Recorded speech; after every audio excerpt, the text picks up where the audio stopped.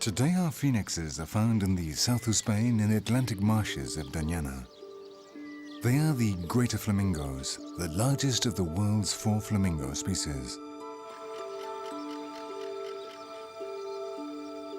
Their common name comes from the Latin word flamma, meaning flame, and the scientific name was given in recognition of its legendary character, Phoenicopterus the phoenix. They live in the south of Europe, the southwest of Asia and Africa. Despite the fact that they are found far apart, there are only few breeding places suitable for them.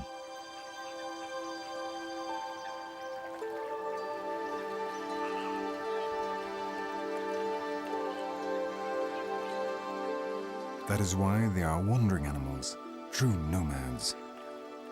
This is a different bird with an extraordinary design. Its body looks like a question mark.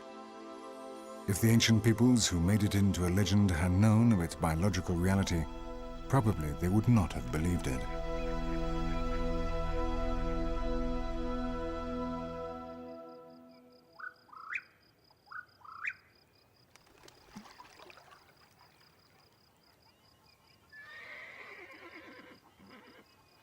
During the winter, Doñana is the main refuge for flamingos on the Iberian Peninsula.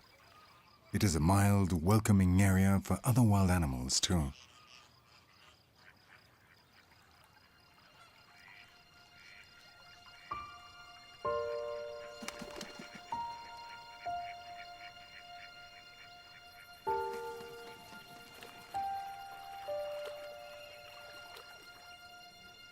Some white storks try to breed while others are passing through on their way inland.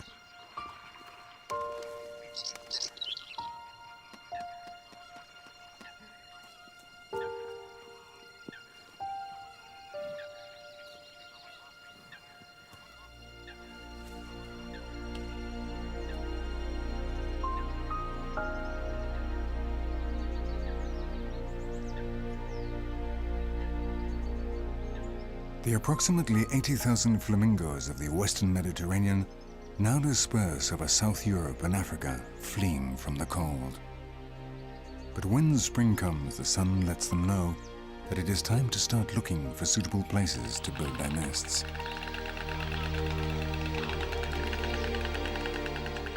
They know that this may take some time, but they're not in a hurry. They can live to 80 years of age, and they know how to wait. Doñana is the place where a great river meets the sea. The Atlantic is deep here. The Guadalquivir River floods a marshland protected by an unspoiled beach that is more than 30 kilometers long.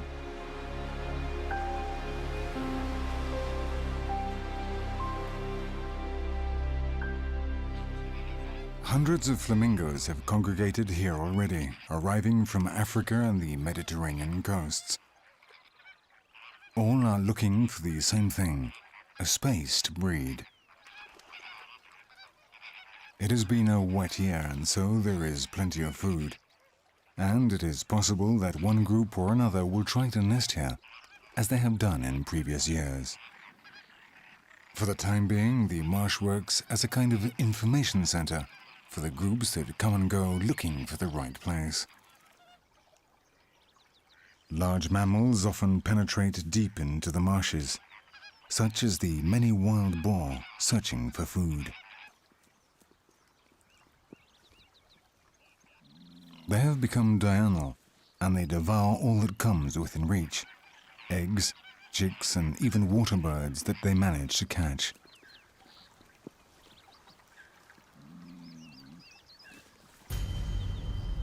This is also the hunting ground of the world's rarest feline. Despite the activities of the lynx, there are still too many wild boar. The flamingos must be cautious.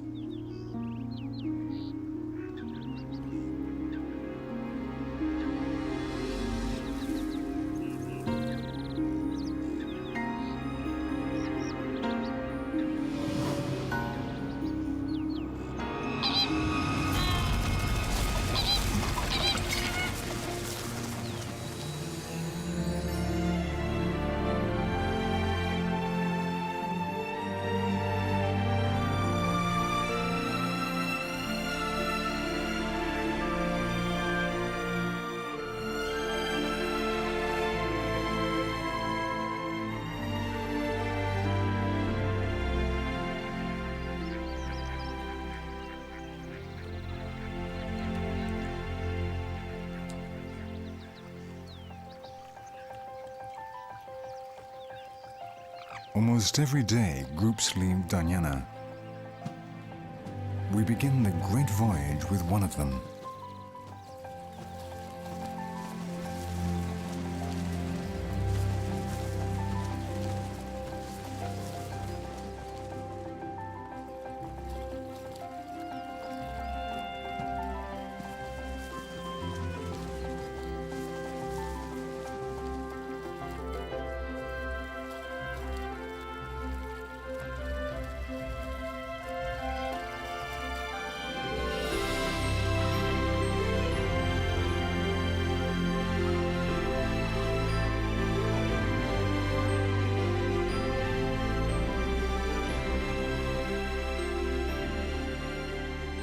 These nomads of the sun only travel by night, when it is cooler and the birds of prey sleep. Brought by the river over 20,000 years and the eroding force of the Mediterranean.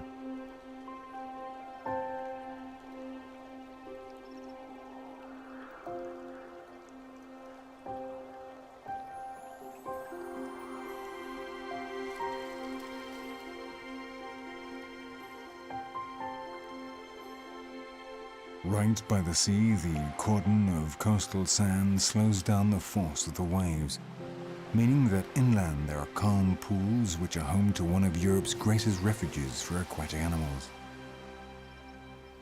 This place, where the salt water mingles with the sand, is the breeding place for 70% of all Audouin's gulls, a seabird that is native to the Mediterranean and which is one of the rarest and most threatened in the world.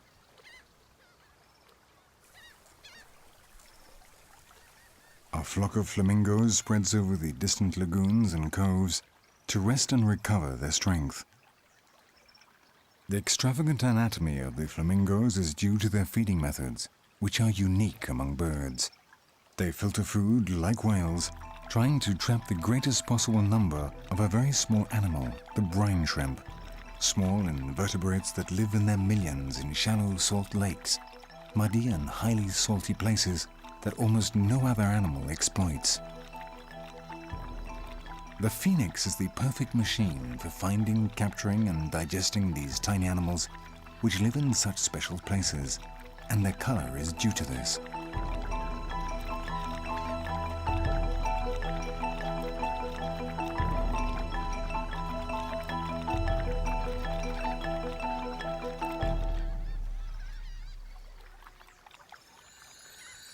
Our phoenixes, after regaining strength and resting after their long trip, spend some time looking into the possibilities of this new enclave as a home for their nests. The best area for them has long been used to extract salt. There are no mud islands which are essential for nest construction, and the old posts that once lined the salt pans are the only places for the birds to settle.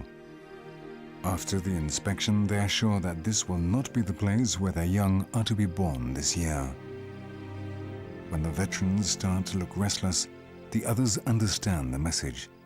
Very soon they'll be on the move again.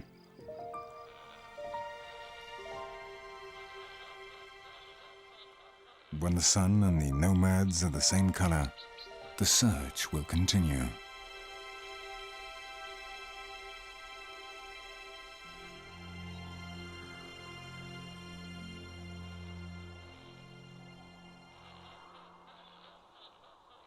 The flamingo's odyssey takes place each year on the shores of the Mediterranean.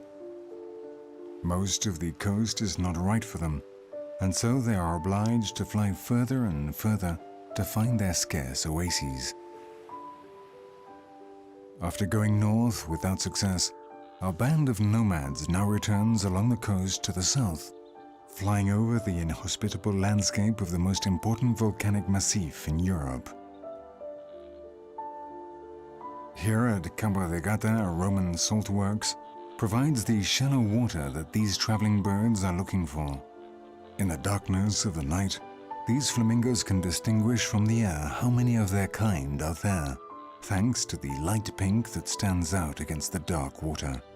In this way, they decide whether to stay or to continue their flight. It is an information and aerial reconnaissance system that is vital for them, more proof that their color is a tool for survival.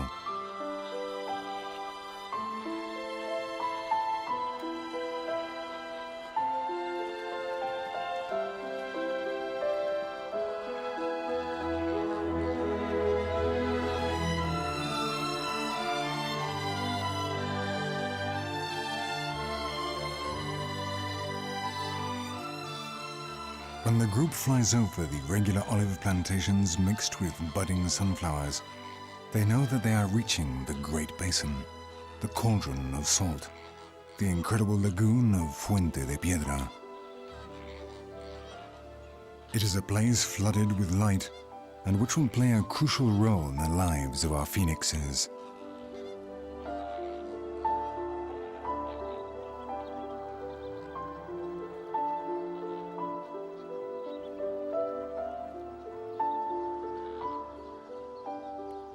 The same Romans that created the legend of the phoenix called this place Divina Fuente, divine source, in the 5th century BC. It is Western Europe's largest salt lagoon. 1,300 hectares of continental water, rich in sodium chloride and calcium and magnesium sulfates.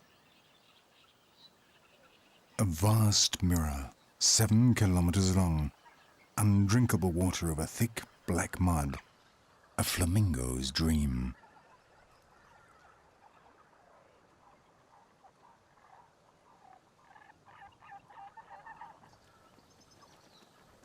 While the flocks arrive, all know that the search is over, because they can see their companions performing the Great Red Dance, the group dance that synchronizes mating so that the whole colony breeds at the same time.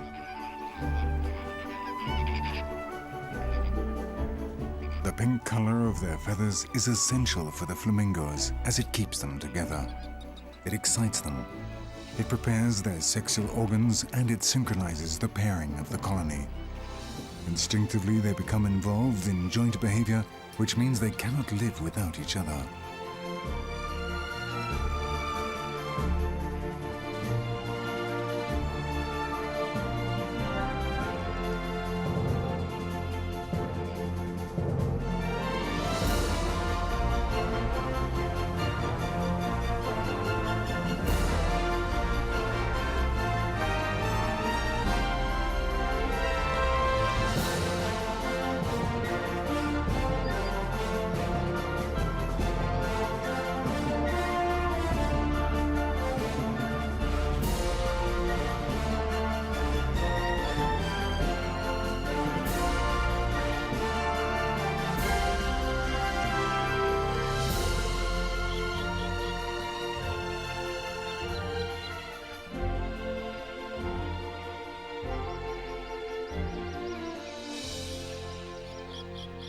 But this small individual seems to have come to the wrong party.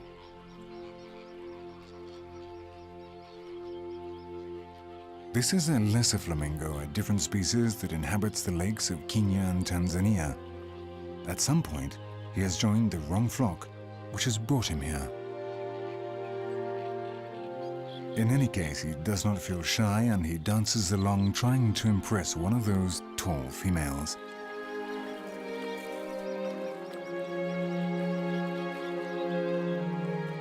But in the colony at large, even for the males that can match up, it is not easy to get a female to bestow her favors. Courtship can last for hours.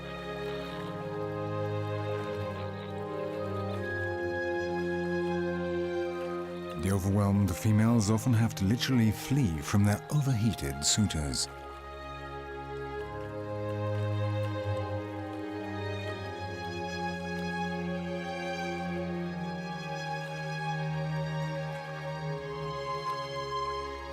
There is another problem.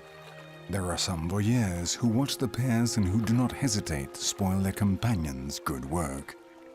When the female puts her beak into the water and opens her wings halfway, the male mounts her, but not without difficulty. Finally, when he seems to be on the point of achieving it, the voyeur breaks the delicate balance needed, leaving the suitor all alone.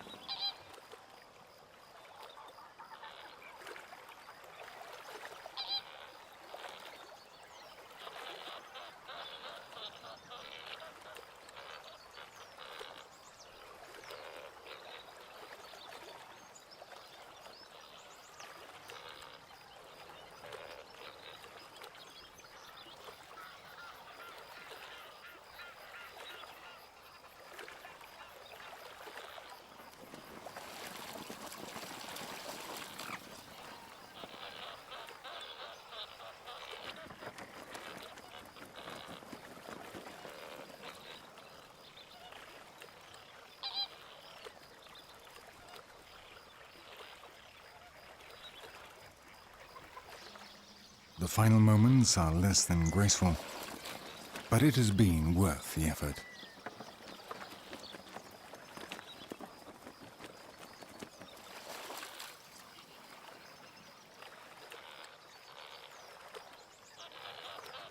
Despite it all, everything here always ends in a flush of pink.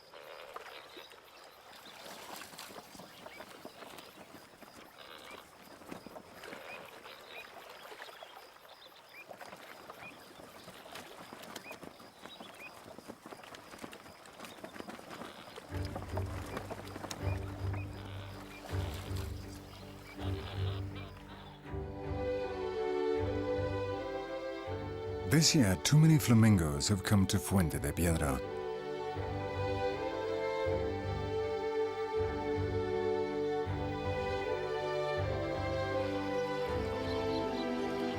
Furthermore, the water level is very high, and large parts of the islands have flooded.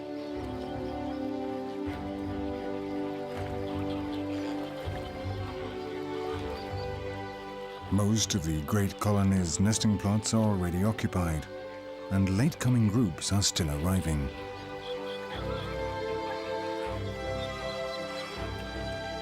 The process of sharing out the best sites follows a system similar to that of a hotel. The first to make the booking takes the place, and these are always the older animals whose experience means that they arrive sooner than the others.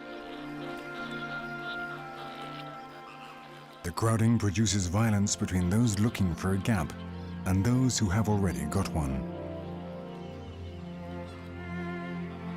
Individuals ferociously defend their square meter. The phoenixes become territorial and unfriendly when they build their nests. Their necks become a measuring tool that determines the exact distance at which an intruder will be pegged. Even neighbors constantly set themselves apart in order to avoid the least invasion. The last mud nests are dangerously close to the shore. One small rise in the level will be a disaster.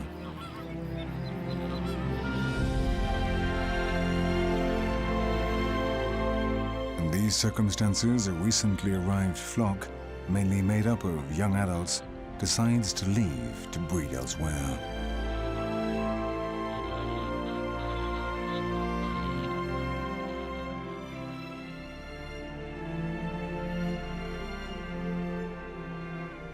More than 500 kilometers from Fuente de Piedra, there is a place called El Hondo, very close to a number of saltworks where flamingos usually eat in winter. Here, surrounded by native palm trees and reeds, the dissident group is going to try something quite uncommon, setting up a new colony. This is very rare since appropriate spots are usually already well known to the flamingos. This is proof that they live from day to day, improvising each year in a changing landscape. However, settling in a place for the first time is a risky venture. While the majority rest and eat, a small committee of experts assesses the chosen spot. It is peaceful, there is food and a good island with mud for building craters. As meticulous engineers, they weigh up all the factors and evaluate every possibility. They have to decide whether it is worth the trouble of investing the necessary energy in a place like this. Everything looks good, and for the moment, a new colony of nomads is born.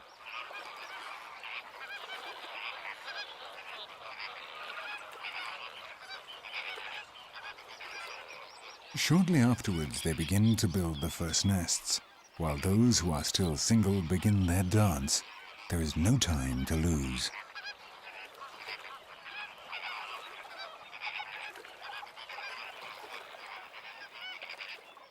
Both here and at Fuente de Piedra, the system is the same. The idea is to build a small crater, a few centimeters high, to shelter a single egg. Thanks to the mud, when it is hot outside, in the cavity it can be up to 20 degrees less.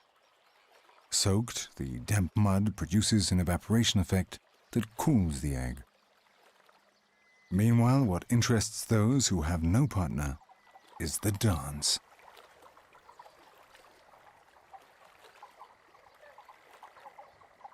And so, all over El Hondo, birds woo each other with different choreographies. These great crested grebes appear to be saying no, but really their ballet means just the opposite.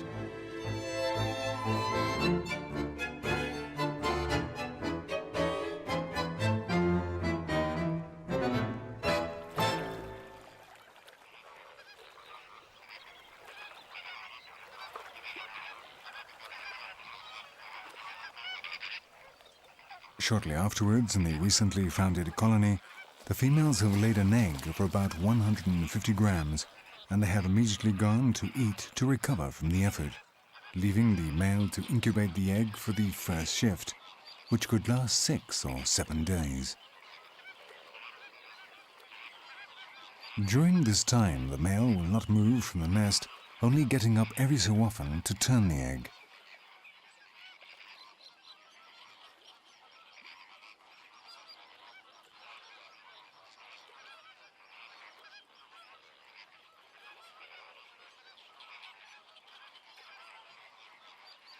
The males are loyal to their family, even from one year to another.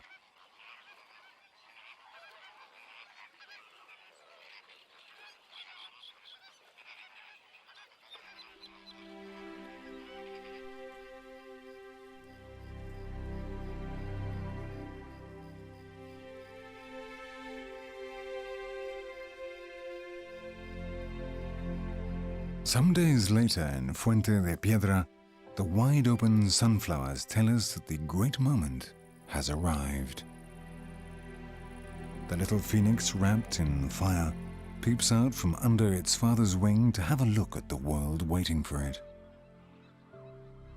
The same powerful wing that traveled hundreds of kilometers using the strength of its muscles now gently protects the trembling white ball. The hatching coincides with the splendor of the sunflowers. As it is the flower of the sun, so the flamingo is the bird of the sun. From this time onwards, as the sunflower loses its yellow color, the little phoenix will undergo the opposite process. When the sunflowers go dark and bow their heads, the phoenix must already have its first pink feathers, or it'll die. It is a race against time, a contract of colors. The little phoenix stands up straight at the top of its volcano, still showing some of the ashes of its rebirth.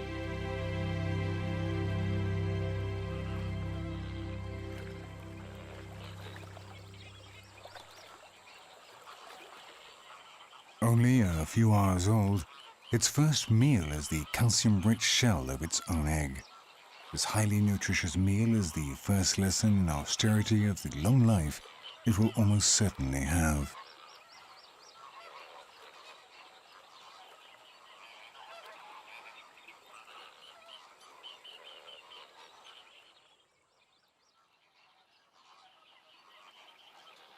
At the new colony of El Hondo, the young have also hatched. The chicks' first 10 days of life are a critical period for their parents, since both remain close by, hardly eating. After this time, the weak pink legs of the young become covered with black hide, resistant to the salt. They can now come down from their private volcanoes and join the others.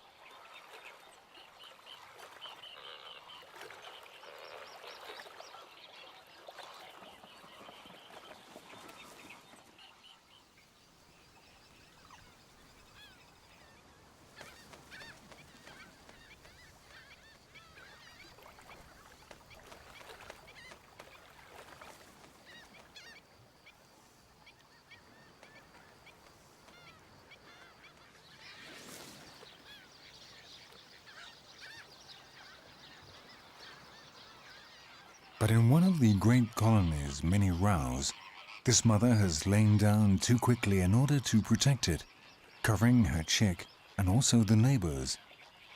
When the adult bird rises, the foreign chick thinks it is in its own nest, and it fights with the native over the eggshell sweeties. The little one, stunned by the tremendous beating, stoically resists before the passive attitude of the adults who contemplate the scene without knowing what to do. In the end, it gives up. It's not worth dying for a little calcium.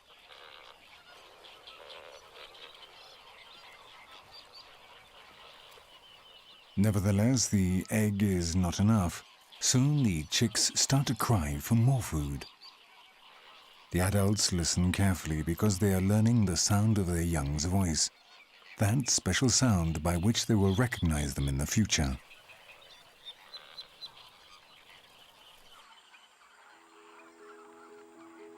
In only a short time, their parents' lives will completely change, transforming them into what we could call a modern couple. They have only one child, they both work, and the most incredible thing is that they use a nursery. The two members of a couple often go off to find food at the same time. At this time, they leave the young bird in the care of the colony. The nurseries have carers who look out for the little phoenix's safety, and there are also trainers who encourage them to exercise their muscles.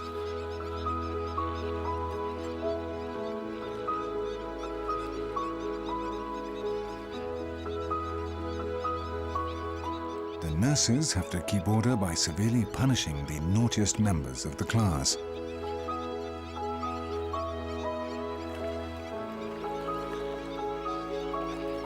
They look after the little ones carefully until the respective parents return to feed them.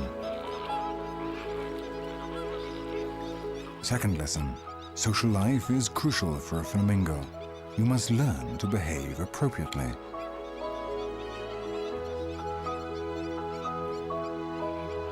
On arriving, the parents feed them in an unusual way. They give them real flamingo's milk, a bright red liquid that is secreted by the glands of the adult's crop. After a few days, the Fuente de Piedra colony is full of growing chicks who demand more and more food. The great gray mass impatiently waits for food for hours, because while Fuente de Piedra is a good place to breed, it's not so good for eating. That is why the adults have to fly for around 300 kilometers every day to eat and return to give their children baby food. This unique phenomenon only occurs in some colonies in Kenya and Asia, a feat that only the phoenix can achieve.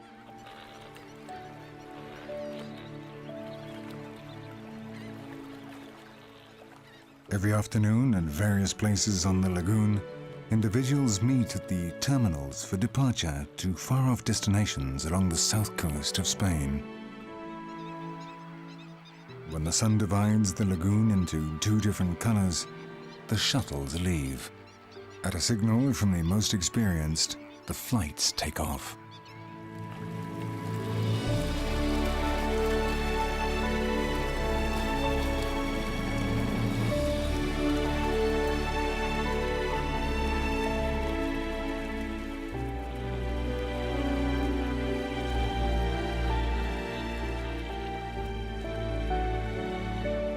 The largest groups will head for Doñana, where despite everything, there are good feeding grounds.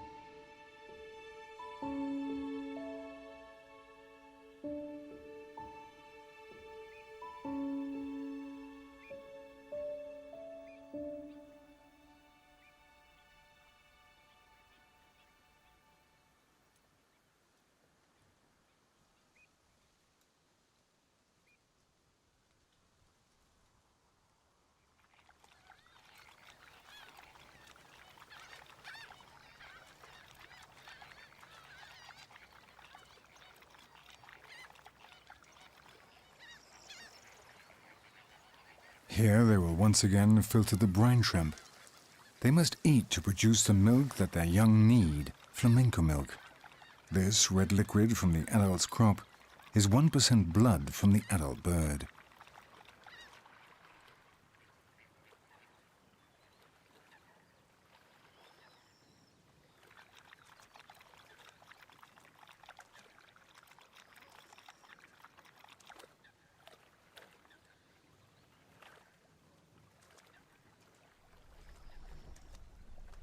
But the presence of humans always means risks.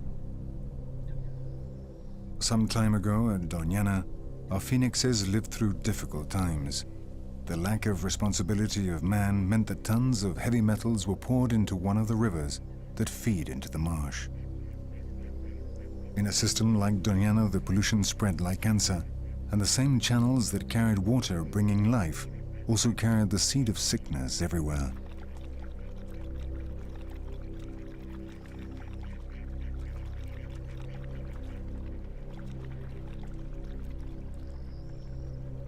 As occurred in that sacred Eden, death came in the form of a black serpent of toxic sludge.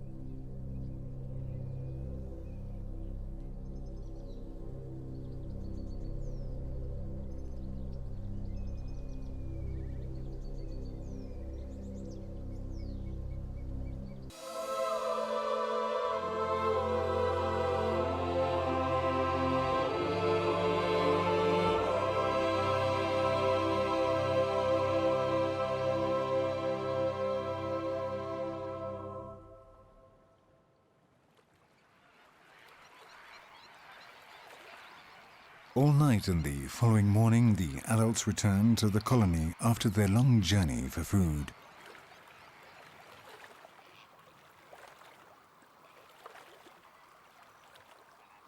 The great grey mass impatiently waits for food for hours. On returning, each adult must seek their only child in a sea of large, hungry chicks who would not mind being fed by the parent of another. In the midst of the shouting, they recognize the particular sound of their chick's voice. They only feed that one.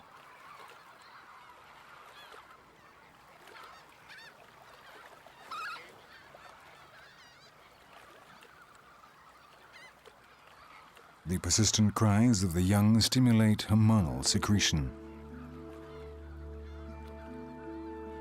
Flamingo milk does not come until the crop is empty of food, and so the two never mix. This is not then a regurgitation, but rather a true milk that is red because of the canthaxantine that gives the adults their pink color. The alkaline water, the unusual food, the strange beak, and the ability to nest far from the food source have meant the evolutionary development of the production of milk in the crop. The system works because the flamingo only lays one egg. It would not be a success with more hungry beaks.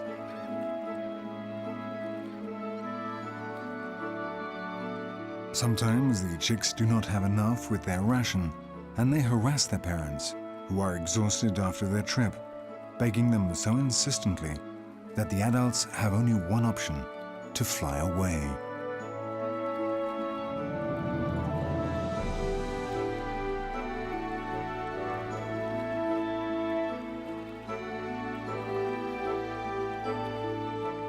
At this point of the breeding, there are enormous 50-day-old chicks mixed in with other smaller ones who will certainly have problems to develop in time, before the cold returns. The larger ones are already alternating crop milk with the direct filtration of their own food.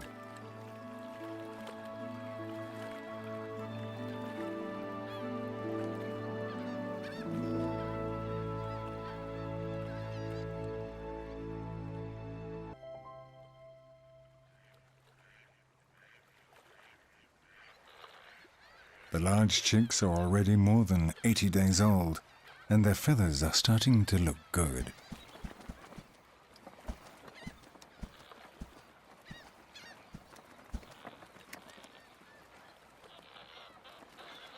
The infants' gym classes have become flying lessons, although some that were born late have more enthusiasm than physique.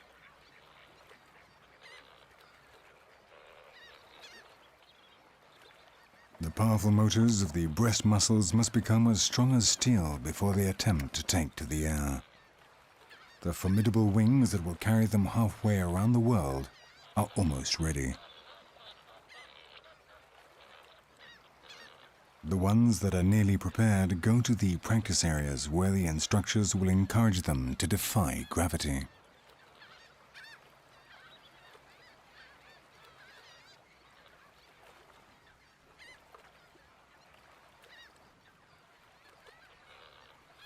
Almost playing, almost without meaning to, the first rise a few meters without daring to continue.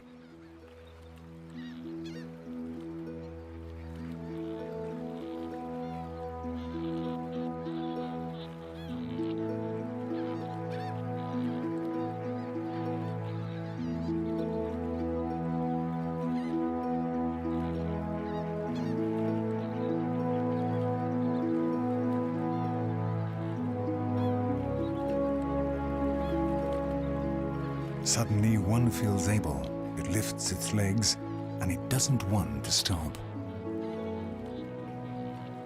The pink phoenix stripes are now showing under its wings. After him, some of his companions feel ready too. It is the hour of the phoenix, the triumph of the new nomads, the takeoff of the white shadows who will travel through the nights of Europe and Africa over the next 50 years.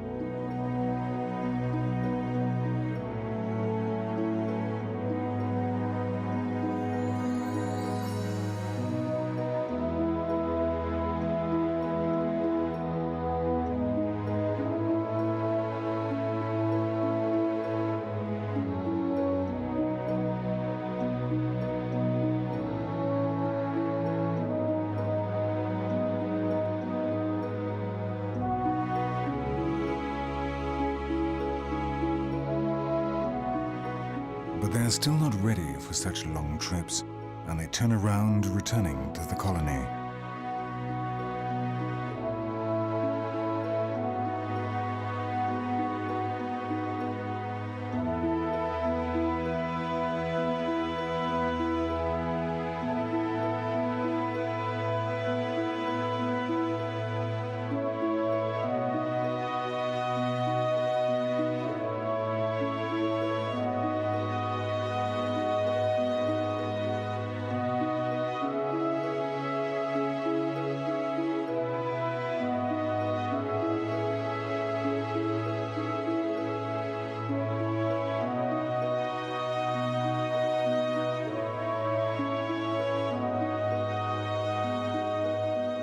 From today, they will receive less red baby food, and they will filter their own brine shrimp. The sunflowers of the valley have bowed their brown heads, indicating it is time to leave, the end of their contract with the Phoenix. New cadets in a grey uniform will leave from the terminals this evening. With the haughty expression of their parents, the new pilots fly with the others, as if it was something they did every day. Just as the ancient civilizations of the Mediterranean left their legacy in stone, only the mud volcanoes remain as proof that the phoenixes were here. Nobody knows if they will come back again next year. If they do not find a suitable place, it is possible that they will never breed again. Despite the research, the mystery of the phoenix still lives on. Perhaps it was true. Perhaps the journey of their nomadic lives never ends.